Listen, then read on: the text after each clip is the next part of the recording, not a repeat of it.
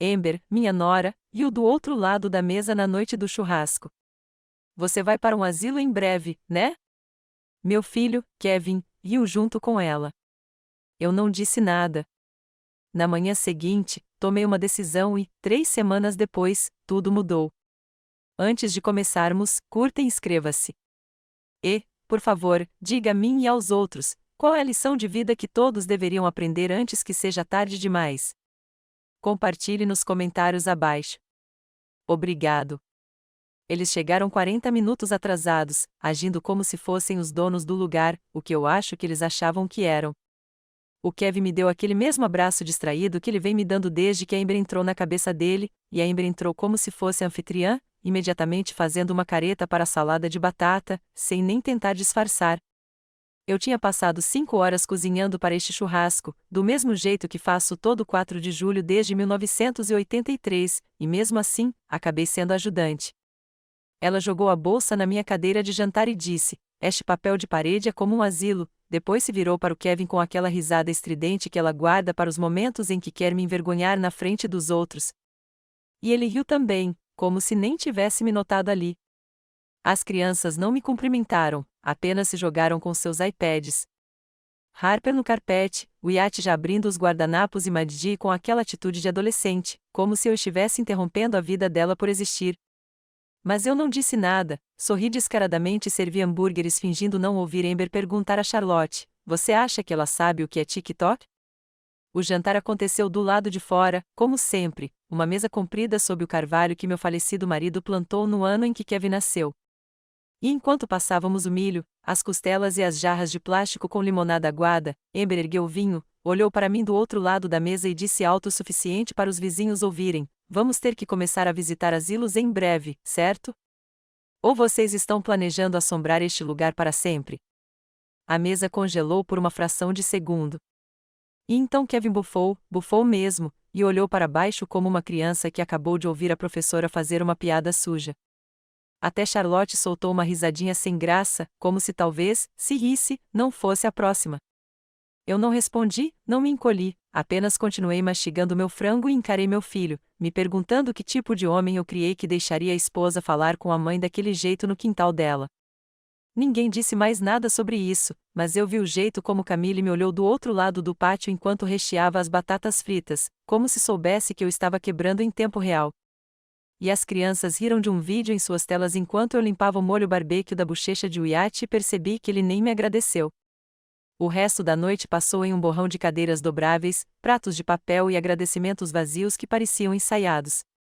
E quando eles foram embora sem me ajudarem a limpar de novo, dei uma última olhada no carvalho, entrei, tranquei a porta e fui até o armário do corredor, onde guardava a caixa à prova de fogo. Peguei-a e abri a pasta com um rótulo plano B. Ela continha uma escritura, uma transferência de propriedade, um documento de fideicomisso assinado e o cartão do meu advogado, Dean, preso com um clipe na frente. Eu não tocava nela havia mais de um ano, mas também não a havia jogado fora. E enquanto eu estava ali, com a voz de Amber ainda ecoando em meus ouvidos e o cheiro de fumaça ainda em minhas roupas, peguei meu telefone e digitei uma mensagem: "Estou pronto." O que eles nunca entenderam foi que eu não me quebrei ontem à noite. Eu já tinha me quebrado aos poucos, pedaço por pedaço, ao longo de anos sendo tratada como ruído de fundo na casa. Eu compensava substituindo o café pelo almoço durante os anos em que Kevin usava aparelho e eu ainda dava aula na 3ª série sem ar-condicionado. O churrasco foi apenas a última página de um capítulo que comecei a escrever no dia em que Amber zombou da foto em memória do meu falecido marido, disse que parecia um retrato da Sears, enquanto Kevin ficava parado ali, dizendo que ela não queria dizer aquilo. Mas eu sabia que ela falava sério, porque cada vez que eu deixava um momento passar, ela forçava ainda mais a barra. Primeiro, foram as piadas acidentais sobre eu acumular coisas. Depois vieram os vales presente para serviços de organização doméstica no Natal, seguidos por sugestões de que eu me mudasse para uma daquelas vilas de aposentados com quadras de pickleball para que as crianças finalmente pudessem ter um pouco de espaço. E quando Kevin não interveio, parei de lhe dar o benefício da dúvida e comecei a me dar um plano B. Conheci Dean através do grupo de bridge da Camille e disse a ele na hora que não estava tentando ser dramática. Só precisava ter certeza de que nunca ficaria vulnerável a ninguém que achasse que meu valor expiraria com o meu útero. Dean era quieto, fazia boas perguntas e então me colocou em um fundo fiduciário onde meu nome nunca aparecia em registros públicos, apenas meu nome de solteira enterrado sob uma LLC de fachada em Nevada, para que, se Kevin ou Amber viessem fuçar, tudo o que encontrassem fosse uma porta trancada. Continuei pagando o IPTU de uma conta separada que Kevin desconhecia. E quando se ofereceram para cobrir as contas de luz no ano passado, eu disse não, obrigado, e vi Amber postar uma história presunçosa no Instagram sobre eu fazer a nossa parte pela geração mais velha enquanto eu ainda pagava a assinatura do Minecraft do filho dela. Criei planilhas, fiz backup das minhas fotos, digitalizei todos os documentos legais e senhas, não porque quisesse vingança, mas porque sabia que um dia eles iriam longe demais e eu precisava estar preparada para o momento em que isso acontecesse. E quando Amber brindou com sua taça de vinho e disse em casa de repouso, não fiquei chocada. Fiquei aliviada porque finalmente tinha um motivo com o qual podia conviver, uma frase tão clara que eu não duvidaria. Depois de enviar a mensagem para Dean, sentei-me à mesa da cozinha onde Kevin costumava fazer sua lição de ortografia, olhei pela janela para o quintal onde eu ensinei a andar de bicicleta e não chorei. Não tremi. Apenas comecei a lista de verificação. Transferir as contas de serviços públicos do meu nome, cancelar o serviço de alarme, ligar para Camille para pegar sua van emprestada, notificar o agente do comprador do fundo que estou pronta para fechar o negócio. Eu já tinha embalado as coisas que importavam, fotos, documentos, a colcha que minha mãe fez para mim quando me formei na faculdade e o gatinho de cerâmica que o Kevin fez na primeira série. O resto? Que ficassem com ele, vendessem ou queimassem, que eu não me importasse. Eu não morava naquela casa havia anos, não de verdade, desde que a Amber começou a me chamar de Ambabsan como se estivéssemos em algum programa da Bravo e o Kevin começou a me pedir para mandar mensagem antes de aparecer na minha própria cozinha. Eu não precisava de vingança. Eu precisava de ar. E esse plano, essa saída, não era para lhes dar uma lição. Era para me salvar de morrer de boca fechada e mãos cruzadas no colo enquanto Amber redecorava o ambiente ao meu redor como se eu fosse uma almofada. Fiz 3 ligações naquela noite, uma para o Dean, uma para Camille e uma para a empresa de mudanças que pesquisei 6 meses atrás, depois que a Amber disse que eu deveria organizar tudo para manter o fluxo familiar. Cada vez que diziam algo assim, eu adicionava mais um nome à minha planilha, mais um plano B à lista. Então, não, a noite passada não foi um colapso. Foi o sinal verde. E quando Camille apareceu na manhã seguinte com café e luvas de jardinagem, não precisei explicar nada. Ela só perguntou, por onde você quer começar? E eu apontei para o armário do corredor e disse, comece com tudo que eles nunca notaram que estava faltando. Não dormi naquela noite, não porque estava com medo, mas porque meu corpo vibrava com uma clareza que eu não sentia há anos, como se algo químico tivesse mudado dentro de mim no segundo em que coloquei o plano em ação, como se o peso que eu carregava no peito desde que Kevin conheceu Amber finalmente tivesse desaparecido silenciosamente no escuro. Camille trouxe caixas vazias, e nós as embalamos o dia todo com a velocidade metódica de mulheres que carregam coisas demais por muito tempo. Ela não fez perguntas, não fez discursos, apenas me entregou fita adesiva e me ajudou a dobrar meu vestido de noiva na lixeira que eu rotulei como a sentimental, mas opcional. Estávamos na metade do armário de roupas de cama quando ouvi a voz da Amber no viva voz vindo da janela aberta, e fiquei paralisada não por surpresa, mas porque as palavras saíram tão facilmente da boca dela que me deu nojo de ter compartilhado uma mesa de jantar com ela. Sinceramente, se ela pegasse uma gripe e desmaiasse, poderíamos finalmente instalar aquelas claraboias, disse ela, seguida por uma gargalhada. E o Kevin resmungou algo que não consegui entender, mas não a interrompeu, não a corrigiu, nem pareceu desconfortável, simplesmente deixou passar, como se fosse normal falar da morte da mãe como uma melhoria na decoração de interiores.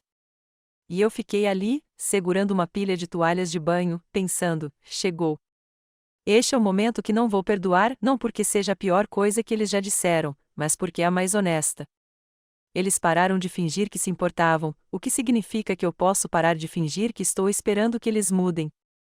Voltei para a cozinha, abri o cofre e tirei os documentos do fundo e o pacote de custódia que Dean havia enviado no dia anterior, assinaturas prontas, comprador pré-aprovado, dinheiro em caixa, fechamento em 10 dias e nada em nome deles para impedir.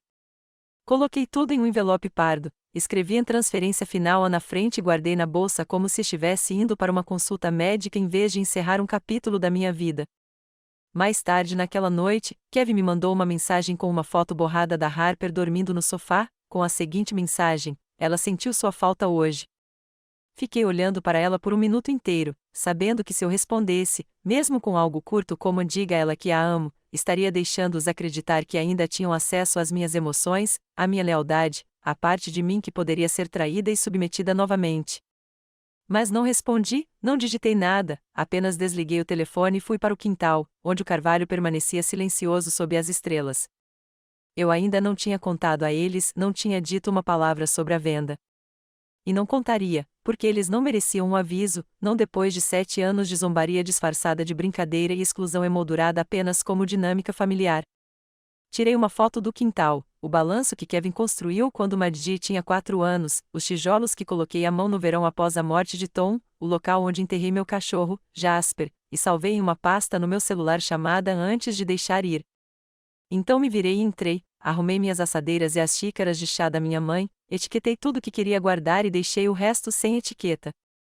Camille ficou até meia-noite, me beijou no rosto e disse: "Eles nunca vão perceber." E eu assenti, mas por dentro eu já estava em outro lugar, já assistindo a cena se desenrolar, Kevin mexendo em uma chave que não funcionava mais, Amber gritando ao celular sobre direitos legais que não tem, Maddi perguntando onde a vovó estava e não obtendo uma resposta que fizesse sentido. Porque a verdade é que o aviso final não foi uma conversa, uma carta ou um confronto. Foi cada vez que deixei os insultos da Amber passarem sem reagir, cada feriado que organizei sem ser agradecido, cada refeição que preparei enquanto era ridicularizado. Meu silêncio foi o aviso, e eles simplesmente não o ouviram. Quando o sol nasceu, eu já tinha colocado tudo o que precisava na van da Camille, a mesma que ela usava para transportar cobertura morta e cadeiras dobráveis, agora forrada com cobertores de mudança e caixas de armazenamento cheias apenas com o que importava, fotos de família em caixas de sapatos, minha certidão de casamento, o gato de cerâmica que Kevin fez na segunda série, uma maleta trancada com meus documentos e um tupperware cheio de barras de limão da Camille, porque eu sabia que não comeria se não tivesse algo doce por perto. Fiquei parada na porta da casa por exatos 60 segundos, não para lamentar, mas para memorizar, cada rachadura nos azulejos, o zumbido da geladeira, o leve cheiro de lavanda do spray de linho que eu usava para disfarçar o cheiro das caixas de comida para a viagem que Amber nunca jogava fora. E então andei por cada cômodo uma última vez com minha lista de verificação, desliguei o roteador, apaguei a chama piloto e não deixei nada para trás, exceto uma carta dobrada na porta da geladeira, colada com fita adesiva acima da lista de compras que Amber começou na semana passada. Esta casa foi vendida. Eu não moro mais aqui. Você tem 48 horas para desocupar. Documentos legais em anexo. Entre em contato com o reitor Léo para quaisquer dúvidas. Não me ligue. Usei tinta preta sobre papel de carta creme e colei uma cópia autenticada da escritura de transferência por baixo, com o logotipo do fundo e a assinatura do advogado do comprador na frente e no centro. Deixei o envelope sem lacre porque queria que eles vissem imediatamente como parecia oficial, queria que Amber o segurasse em suas mãos bem cuidadas e sentisse o quão pouco poder ela jamais teve. Quando saí, Camille estava esperando perto da van com 2 canecas de viagem e um saco de lixo cheio dos meus panos de prato velhos. Não conversamos até chegarmos à rodovia e, mesmo assim, não foi nada dramático, apenas ela dizendo: "Tem certeza de que está bem?" E eu respondendo: "Ainda não, mas ficarei." Chegamos ao meu novo apartamento em menos de 1 hora, um prédio tranquilo no centro da cidade, sem gramado, sem varanda, sem lembranças, apenas paredes limpas, encanamento funcionando e uma fechadura da qual ninguém mais tinha cópia. Não contei a Kevin ou Amber para onde estava me mudando, não deixei endereço para correspondência, não dei indiretas na conversa. Dei tanto sumiço neles que, se não tivesse deixado a carta, eles teriam chamado a polícia achando que eu tinha sido sequestrada. Passei a primeira noite sentada no chão com um cobertor em volta dos ombros e um abajur conectado ao meu lado, comendo barras de limão e sem ouvir nada, nem TV, nem eletrodomésticos, apenas o silêncio de finalmente estar sozinha em um espaço que não exigia que eu bancasse a anfitrião ou aceitasse insultos com um sorriso. Na manhã seguinte, encontrei-me com Sandra Chu, a compradora, que apertou minha mão sem rodeios e disse: "Tudo certo com a escritura." Fechamos na terça-feira. Ela não perguntou por que eu estava vendendo, não demonstrou pena, apenas caminhou pela propriedade e confirmou a transferência como se estivéssemos finalizando um negócio, o que, de certa forma, era o que estávamos fazendo. Minha vida havia se tornado uma transação, e agora eu estava simplesmente acumulando os anos de trabalho emocional não remunerado que dediquei a pessoas que nunca me agradeceram. De volta a casa, eles ainda estavam fora para o fim de semana. Uma festa de aniversário de família no norte de Amber insistiu que eles comparecessem, mesmo com Maddi gripada. Eu sabia disso porque ela postou um bumerangue no Instagram de Harper lambendo a cobertura do bolo com a legenda: "Nada impede uma rainha da festa". Então, eles ainda não sabiam, não suspeitavam de nada, não sentiam o chão se mover sob seus pés.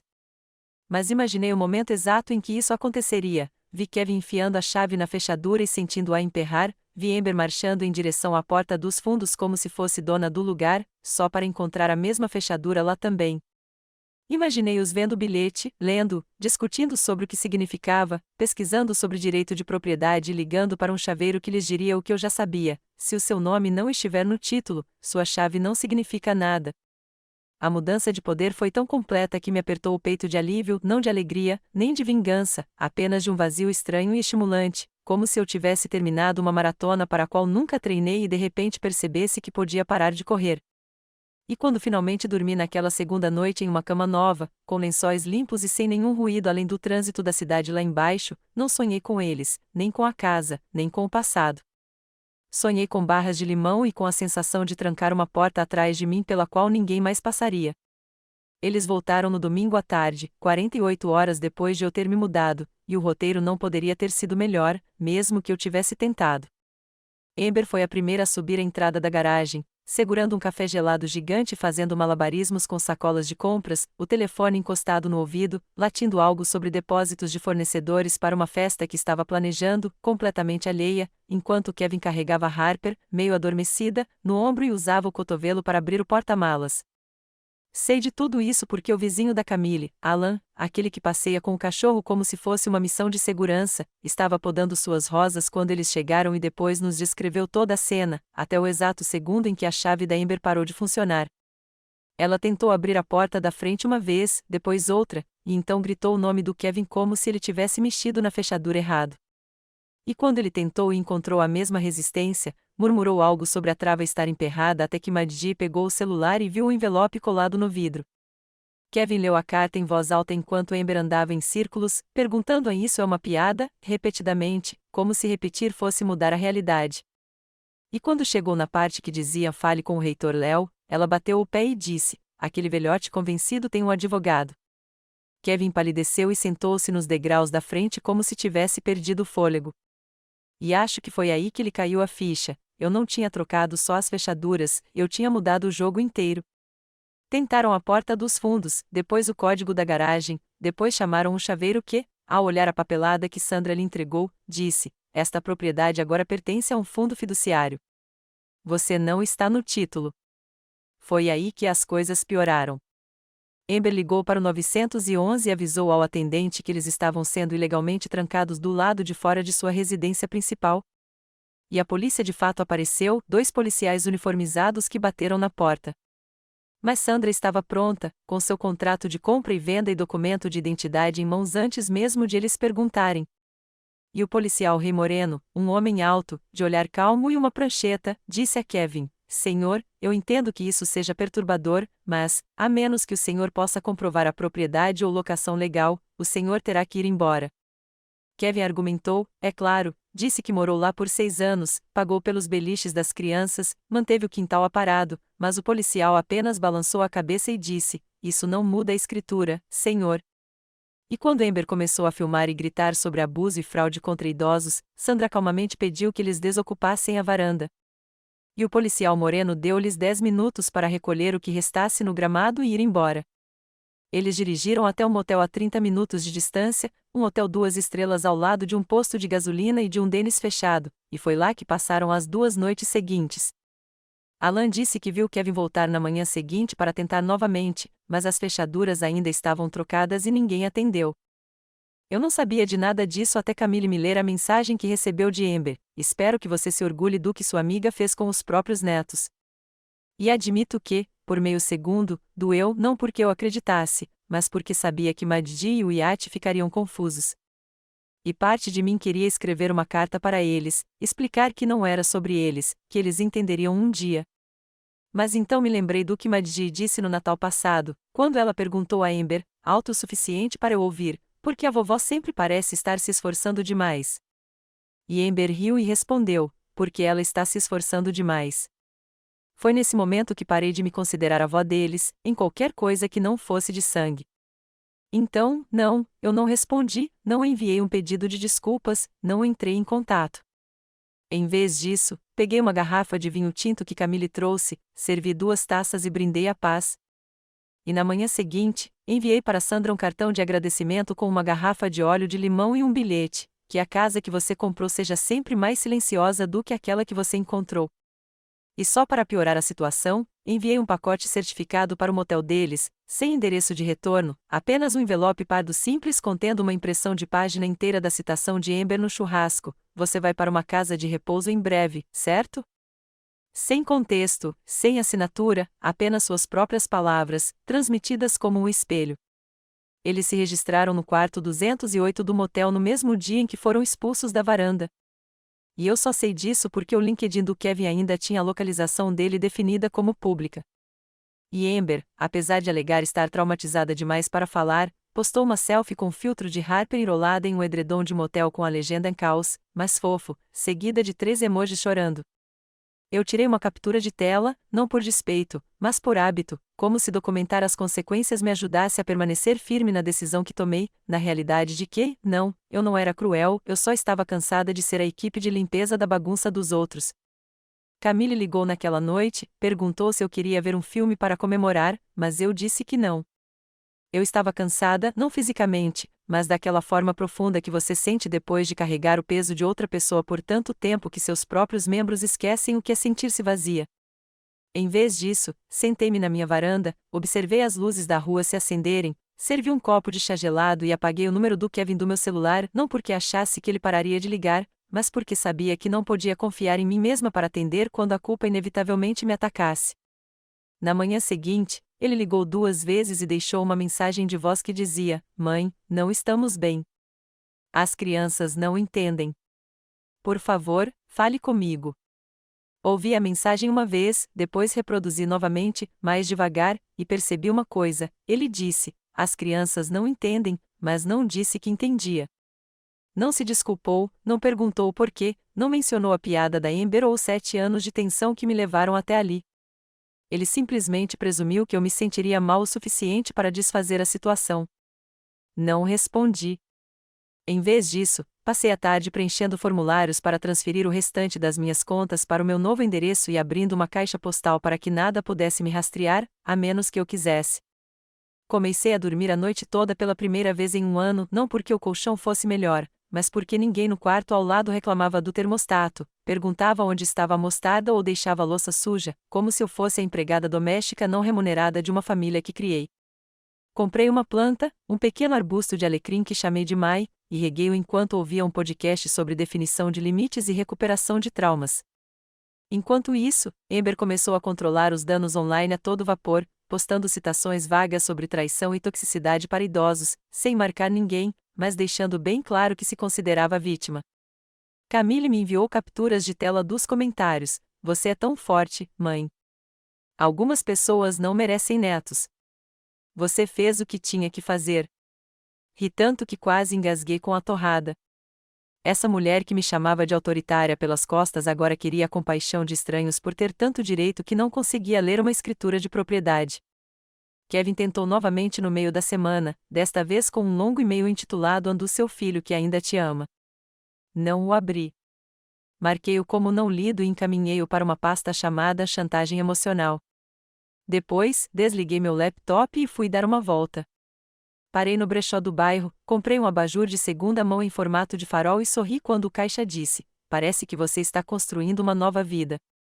Respondi: "Estou", e falei sério. Mais tarde naquela noite, enquanto esvaziava outra caixa do meu antigo armário, encontrei um cartão de aniversário da Madji, do tipo que ela costumava fazer quando era pequena, com corações tortos e letras invertidas, e um desenho feito à mão de nós duas assando biscoitos. Por um segundo, congelei, senti aquela familiar reviravolta no estômago, aquela dor de ânsia, e talvez fosse demais, e quase peguei meu celular.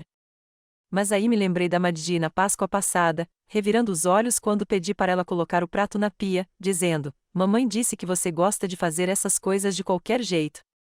E da Amber parada atrás dela, sem corrigir nada. Aquele cartão na minha mão não era da Maddi que eu tinha agora. Era de uma versão dela que foi sendo sobrescrita lentamente, aos poucos, pela mulher que me disse que eu deveria ser grata só por ser incluída. Então, coloquei o cartão numa gaveta, não para jogar fora, mas para não olhar de novo tão cedo. E fechei sem cerimônia.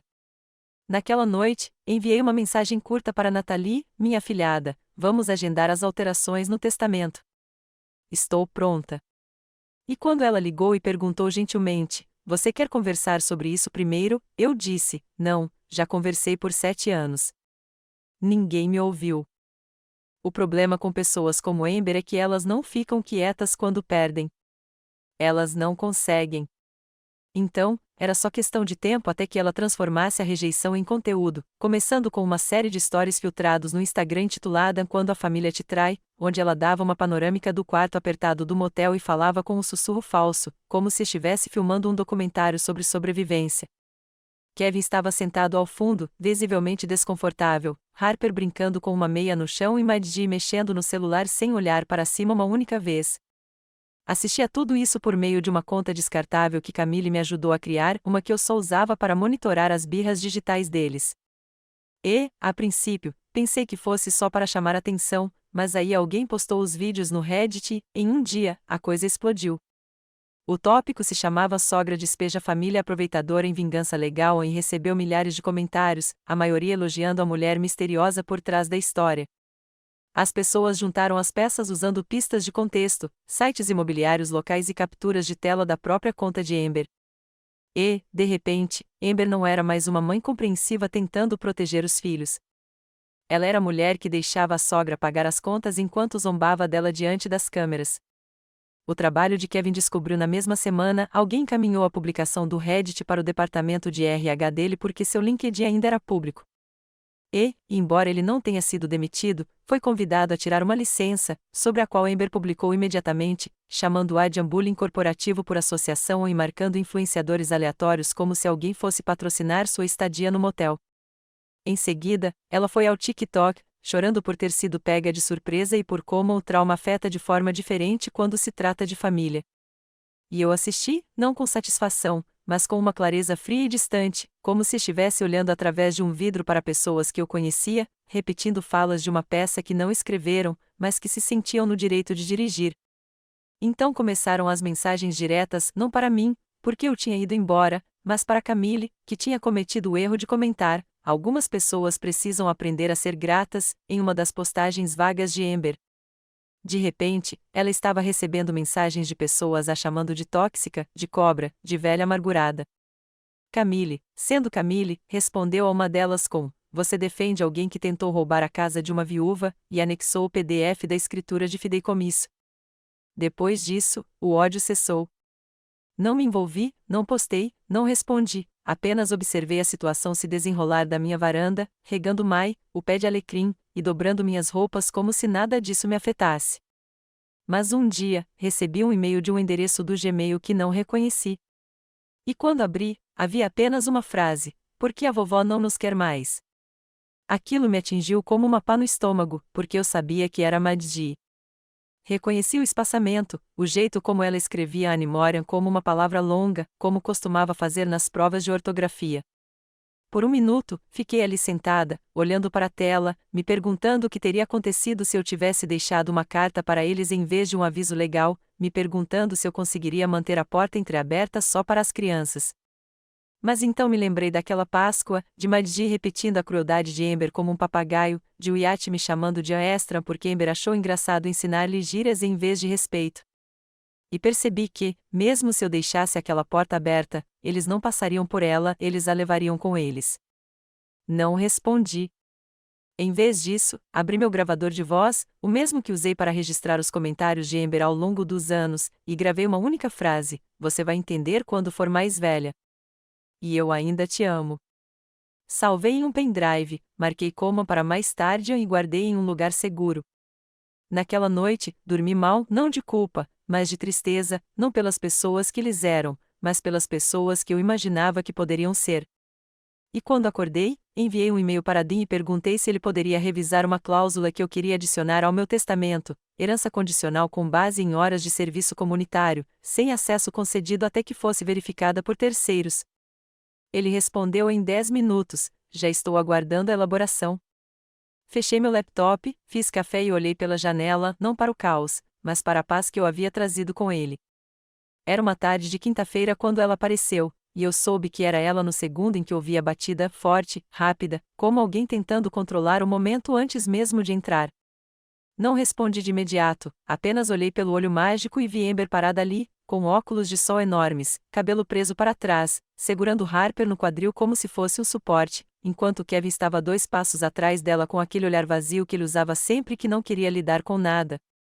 Abri a porta apenas o suficiente para que vissem que eu não tinha me movido por medo. Amber falou primeiro, com a voz suave, mas ainda muito performática, como se estivesse ensaiando falas que achava que iam soar bem. Bárbara, precisamos conversar. Isso já foi longe demais, e as crianças estão sofrendo. Não os convidei para entrar, não disse uma palavra, apenas os deixei ali, com o suor do motel ainda grudado nas roupas e o desconforto de finalmente entenderem que não tinham mais poder de barganha. Amber tentou de novo, mais alto dessa vez. Estamos dispostos a resolver alguma coisa, ok? Podemos sentar e resolver isso para as crianças. E foi então que Harper, mal acordada, disse algo que me deixou sem ar. Ela olhou para cima e perguntou: vamos voltar para a casa da vovó agora? E eu senti meu peito apertar, não de culpa, mas do peso cru e brutal de saber que até ela ainda acreditava que aquilo era reversível. Kevin finalmente deu um passo à frente, enfiou a mão no bolso de trás e tirou uma carta impressa, parecia algo escrito por um advogado, talvez um apelo, talvez uma advertência. Não a peguei. Abri a mesinha lateral ao lado da minha porta, peguei o pendrive que eu tinha etiquetado como só por precaução e o entreguei para Amber. Ela o pegou como se estivesse pegando fogo e olhou para baixo, confusa. O que é isso? Perguntou. E eu disse, calma e claramente, são todas as mensagens de voz, todas as mensagens de grupo, todas as mensagens em que você zombou de mim, me excluiu, falou de mim como se eu já estivesse morta. Está tudo lá. Sua boca se abriu como se ela estivesse prestes a negar, mas então algo mudou em seus olhos, como se talvez ela se lembrasse do pior do que dissera, ou talvez percebesse que não tinha esquecido nada. Kevin desviou o olhar, como se nem ele quisesse mais defendê-la. Continuei, sem levantar a voz, sem chorar, apenas constatando os fatos. Você não se esqueceu simplesmente de que eu era uma pessoa. Você ensinou meus netos a esquecer também. Amber tentou interromper e disse: isso não é justo. Estávamos só brincando. Mas eu levantei a mão e a interrompi. Piadas não custam a casa das pessoas. Você fez tudo isso sozinha. Harper começou a choramingar, e Kevin a pegou no colo e disse: por favor, mãe, não feche a porta assim. Somos uma família. E pela primeira vez, olhei-o diretamente nos olhos e disse: você deixou de ser minha família no dia em que riu quando ela disse que eu deveria estar em um asilo. O rosto dele se desfez o suficiente para eu ver a rachadura, mas não o suficiente para consertá-la. Amber não falou mais nada. Apenas se virou e começou a andar, murmurando algo baixinho que eu não me dei ao trabalho de tentar ouvir. Kevin permaneceu por mais um instante, segurando Harper como um escudo, e então me seguiu.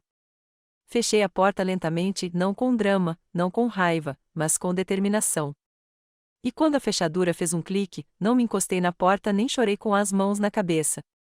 Fui até a cozinha, me servi de um copo d'água e me sentei. 10 minutos depois, meu celular vibrou. Era uma mensagem do Kevin: espero que você consiga viver com o que fez. Olhei para a mensagem por alguns segundos e depois a apaguei sem responder. Eu conseguia viver com o que tinha feito. Na verdade, foi a primeira coisa em anos com a qual senti que conseguiria viver. No dia seguinte à chegada deles à porta, liguei para Dean e pedi que finalizasse o testamento, sem mais rascunhos, sem mais hesitações, apenas que o tornasse legal e hermético.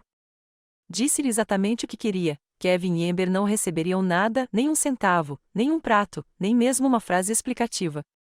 e os netos só herdariam por meio de um fundo condicional, algo que exigia que cada um deles completasse pelo menos 1.000 horas de serviço comunitário comprovado antes de completarem 21 anos, horas monitoradas e aprovadas por um gestor de casos terceirizado, sem qualquer vínculo comigo ou com qualquer pessoa da família, sem brechas, sem soluções alternativas. Eles teriam que conquistá-lo não pelo sangue, mas pela prova de que estavam se tornando melhores do que aquilo para o qual foram criados. Dee nem se mexeu, apenas disse entendido e enviou por e-mail a papelada final para assinatura digital. E, enquanto eu clicava nas páginas, senti o peso saindo do meu peito como tijolos deslizando de um telhado. Não se tratava mais de vingança. Não se tratava mais de punição. Tratava-se de estabelecer um limite tão inacessível que eles nem sequer pudessem fingir interpretá-lo mal. Eu mesma adicionei uma cláusula final, uma nota manuscrita anexada à carta do testamenteiro: sob nenhuma circunstância Kevin ou Amber serão notificados sobre a minha morte. Que eles descubram com o resto do mundo.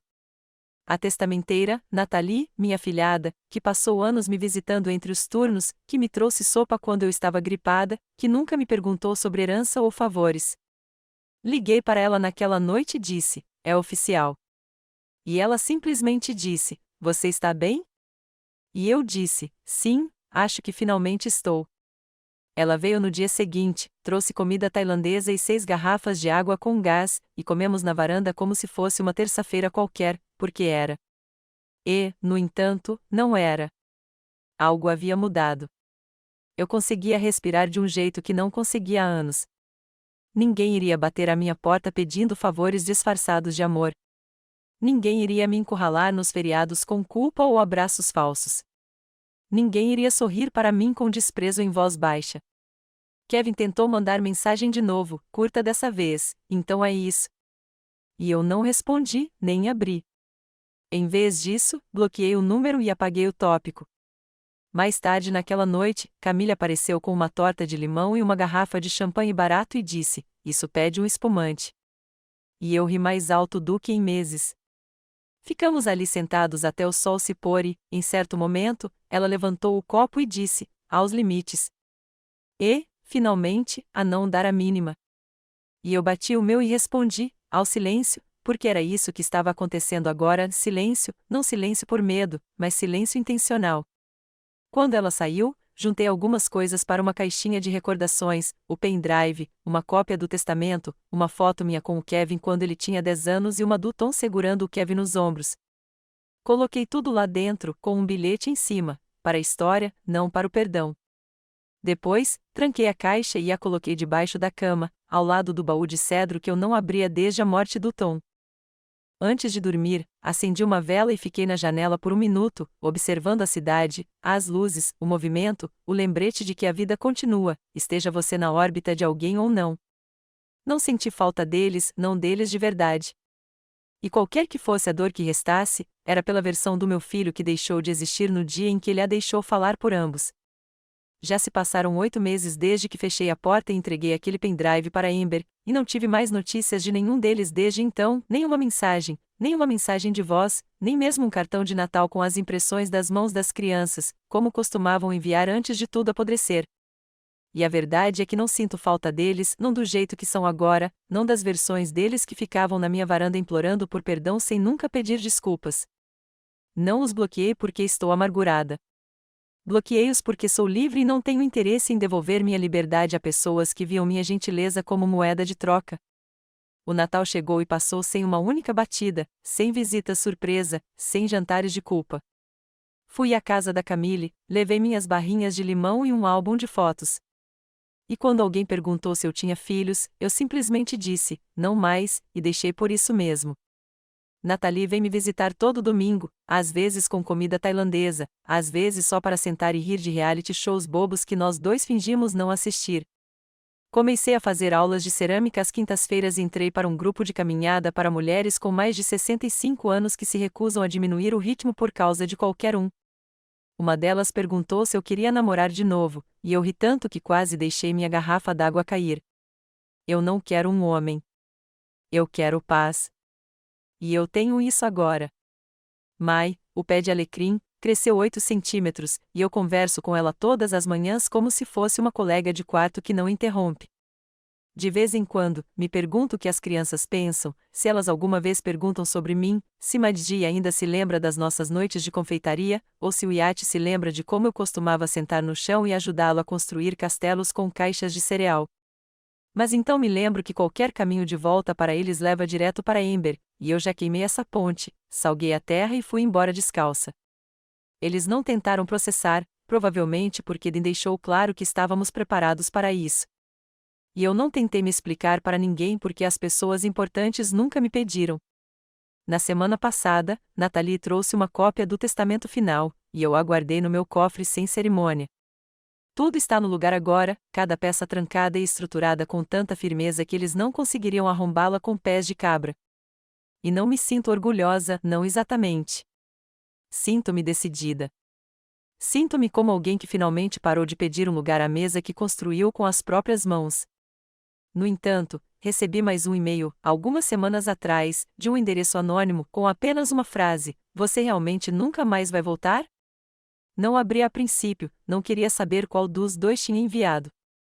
Mas quando finalmente abri, percebi que não importava, porque a resposta já estava escrita em todas as minhas escolhas desde aquele churrasco. Não, eu não vou voltar. E se a pergunta é se algum dia voltarei, a resposta continua sendo não. Respondi com uma frase, a única que importava: "Não nos falamos desde o despejo e não tenho planos de mudar isso. Por favor, não entre em contato comigo novamente, a menos que seja por meio de um advogado."